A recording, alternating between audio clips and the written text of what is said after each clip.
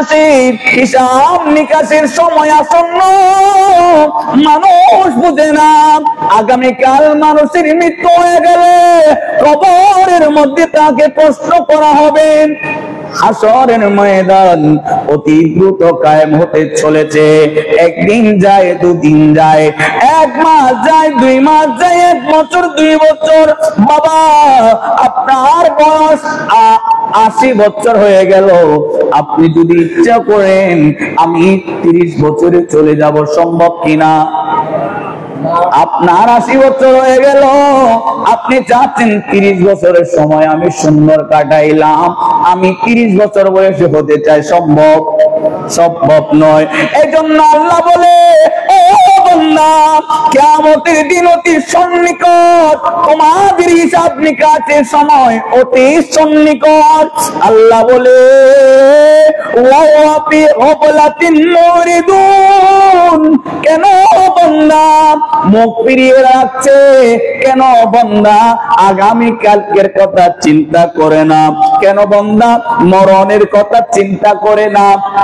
কেন বান্দা কবরের কথা চিন্তা করে না? যদি বান্দা সে কবরের কথা চিন্তা করত, মরণের কথা চিন্তা করত, মানুষ অন্যায় করত না, জুলুম করত না, খুন খারাপি লাহাজারি করত না, আল্লাহ আমাদেরকে আগামীকাল অর্থাৎ কিয়ামতের ময়দানে হিসাব নিকাশের সময় সম্মুখে দাঁড়াতে হবে। দাঁড়ানোর জন্য উত্তম ব্যবস্থা, উত্তম আমল বন্দী করার তৌফিক দান করুন। আমার নবী সরকারে দো আলম ইরশাদ করলেন قال النبي صلى الله عليه وسلم فحاسبوا أنفسكم قبل أن تحاسبوا। ওই বান্দা বুদ্ধিমান, যে বান্দা দুনিয়ার জমিনে থাকতে কবরে যাওয়ার আগে নিজের হিসাব নিজে নিয়ে নিয়েছে, ওই বান্দা চালাক, ওই বান্দা বুদ্ধিমান, যে বান্দা কবরে যাওয়ার আগে কিয়ামতের ময়দান কায়েম হওয়ার আগে নিজেদের হিসাব নিজেরা প্রস্তুত করেছে, মওজুদ করেছে। ওয়াজিনু ক্বাবলা আন তুনাজ্জালু, আল্লাহ বলে আমার নবী ইরশাদ করছেন ওই বান্দা চালাক, যে বান্দার নেকি বদি কিয়ামতের ময়দানে ওজন দিবে। নিজে দুনিয়ায় থাকার সময় সেই বান্দা নিজের আমলকে নিজে ওজন দিয়েছে, একটু গবেষণা করেছে, আমি কবরের জন্য কি প্রস্তুত করেছি, আমি কি ইবাদত করলাম, কি বندگی করলাম, আমি কি ইবাদত করলাম, কি বندگی করলাম। কাল কিয়ামতের ময়দানে সমস্ত হাসরবাসীরা চেয়ে থাকবে, আল্লাহ জররা হিসাব নিবে, আমি সেই হিসাব নিকাশে কতক্ষণ দাঁড় হতে পারবো? ও বান্দা কবর তো সত্যি, মৃত্যু তো সত্যি, মৃত্যুর পথ থেকে এই জীবন শুরু হওয়া থেকে শেষ পর্যন্ত, আমাদের জীবন শুরু হওয়া থেকে আজকে পর্যন্ত আমরা দেখলাম মৃত্যুর পথ থেকে আজ পর্যন্ত কেউ রেহাই পায় নাই, ঠিক কিনা? আরো জোরে বলুন না।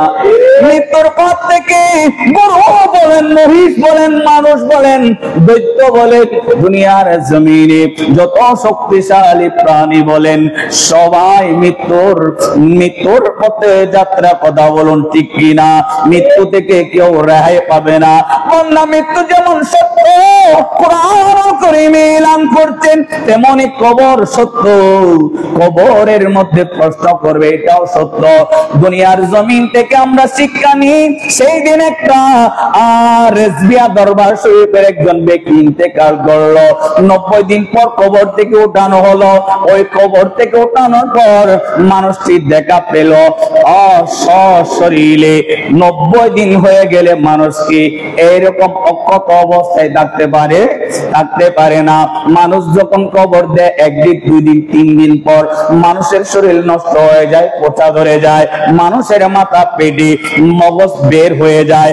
এ বান্দা, ও বান্দা, ওই মানুষ আর আমি মানুষ, সে কি বন্দী করলো, আমি কি বন্দী করলাম, আজকে আমার কবরে কি অবস্থা, আজকে তার কবরে কি অবস্থা।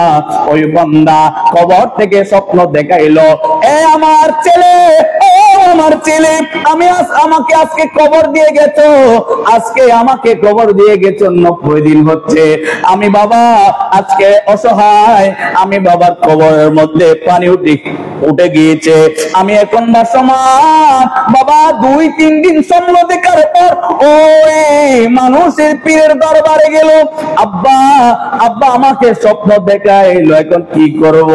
আব্বার কবরে নাকি পানি, এখন তো উপরে দেখা যায় মাটি, কবরে উনি বলছে পানি।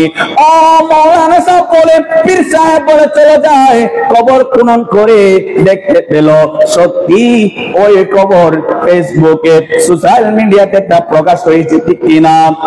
সত্যি কবরের মধ্যে পানি কালো হয়ে গেছে, এমন কালো হয়েছে বাথরুমের পানির মতো কালো হয়ে গেছে, নালা নর্দমার পানির মতো কালো হয়ে গেছে, ঠিক কিনা? কিন্তু আশ্চর্যজনক ব্যাপার, ওই ব্যক্তির কাপড়ের মধ্যে সাদা কোনো দাগ লাগে নাই, ঠিক কিনা? এই বান্দা, আমিও মানুষ, উনিও মানুষ।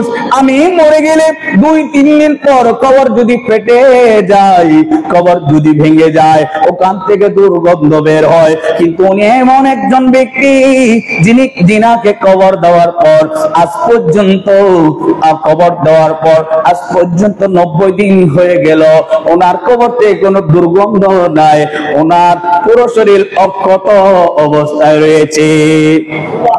এই বান্দা, এখান থেকে শিক্ষা নেওয়া দরকার। যারা পীর মুরিদি বিশ্বাসী, কবরের মধ্যে এরা অক্ষত অবস্থায় থাকে, সুবহানাল্লাহ।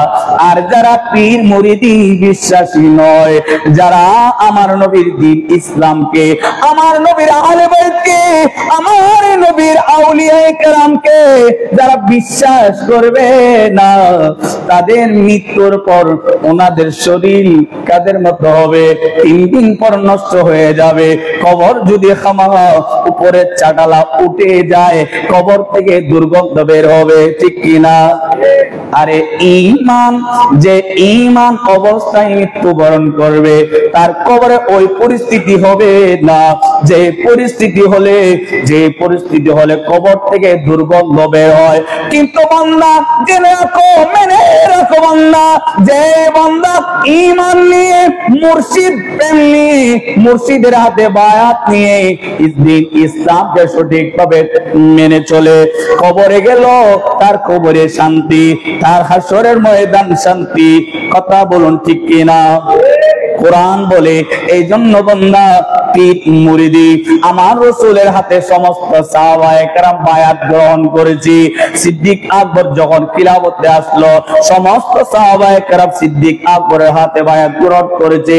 ফারুক আজম যখন আসলো, ফারুক আজমের হাতে সমস্ত সাহাবায়ে কেরাম বায়াত গ্রহণ করেছে। উসমান গনি যখন আসলো, ওনার হাতে সমস্ত সাহাবায়ে কেরাম বায়াত গ্রহণ করলো। সকম মাওলা আলী কায়নাত আসলো, সমস্ত সাহাবায়ে কেরাম ওই মাওলা আলী মুশকিল খোদার হাতে বায়াত গ্রহণ করলো। এভাবে হাসনাইনে কারিমাইন দুনিয়ার জমিনে অসংখ্য আওলাদে রাসূল আহলে বাইতের দরবার রয়েছে। ওই দরবার সময়ের মধ্যে আমার নবীর আওলাদ রয়েছে। বান্দা মদিনার ইসলামকে, ওই নবীর মদিনার আওলাদগণ সহি ইসলাম মানুষকে শিক্ষা দিবে। কবরের মধ্যে গেলে কেমন ভাবে শান্তি পাওয়া যাবে, ওই নবীর আওলাদগণ শিক্ষা দিতে পারে। দুনিয়ার জমিনে আমার নবীর সহি ইসলাম আর কেউ শিক্ষা দিতে পারে না। সালা দুনিয়া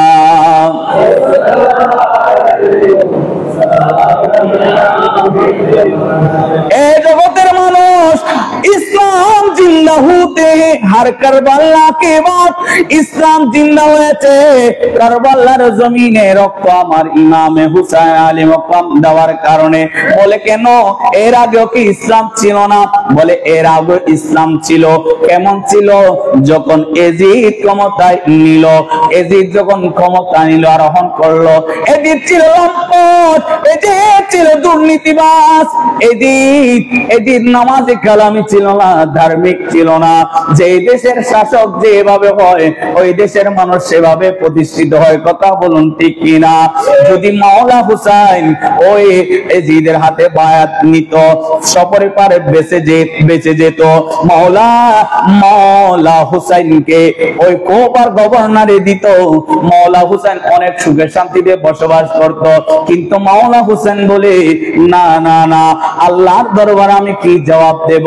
আমি যদি এজিদের টাকার মোহে ক্ষমতার মোহে পড়ে তার দিকে একটা ভোট দিই, আমার নানা জানের ইসলামকে চিরতরে এই জমিন থেকে বিদায় করে দিবে। চিৎকার দিয়ে বলো নাউজুবিল্লাহ।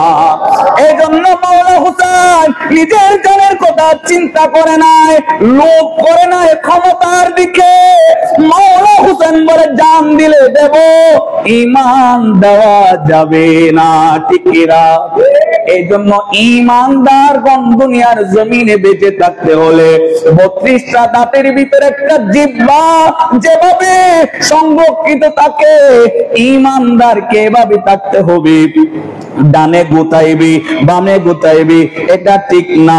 এই ইসলাম ঠিক নয়, এই নীতি ঠিক নয়, এই আদর্শ ঠিক নয়। আসো আসো, আমাদের পথে আসো, মতে আসো। এইদিকে দুই পাশে চতুর্পাশে আপনাকে ইন্ধন দিবে। খবরদার খবরদার, ঈমানদার ব্যক্তি ওইভাবে থাকতে হবে। 32টা দাঁতের ভিতরে একটা জিহ্বা যেভাবে হেফাজত থাকে, যেই ব্যক্তি ফিতনার যুগে নিজের ঈমান তাকে রক্ষা করতে পারবে, জিহ্বা যেমন হেফাজত থাকবে, আপনার কলবের ভিতর ঈমান ও হেফাজত থাকবে। আল্লাহ আমাদের এই ঈমান মজবুত করার তৌফিক দান করুক। আল্লাহ আমাদেরকে সুদায় কারবালার মাহফিল প্রতি গ্রামে গ্রামে, প্রতিটা মসজিদে মসজিদে করার তৌফিক দান করুক। আমি এই মসজিদে সুদায় কারবালার স্মরণে মাহফিলের ইন্তজাম করার জন্য অনুরোধ করব। কারণ এই আসনায়ে কারিমান ওনারা যদি কারবালার জমিনে শাহাদাত বরণ না করতো, আজকে আমরা সেই মিম্বর পেতাম না। কথা বলুন ঠিক কিনা? এই জন্য জয়নুল্লাহ মুমিন সাহেবের আমার শিক্ষা দিয়েছে, আহলে বাইতকে ভালোবাসো। ভালোবাসলে আমি জয়নুল্লাহ মুমিন শাহ হয়েছি আহলে বাইতকে ভালোবেসে। আল্লাহ আমাদেরকে আহলে বাইতের প্রেমে মাহফিল ইন্তজাম করার তৌফিক দান করুন। মাহফিল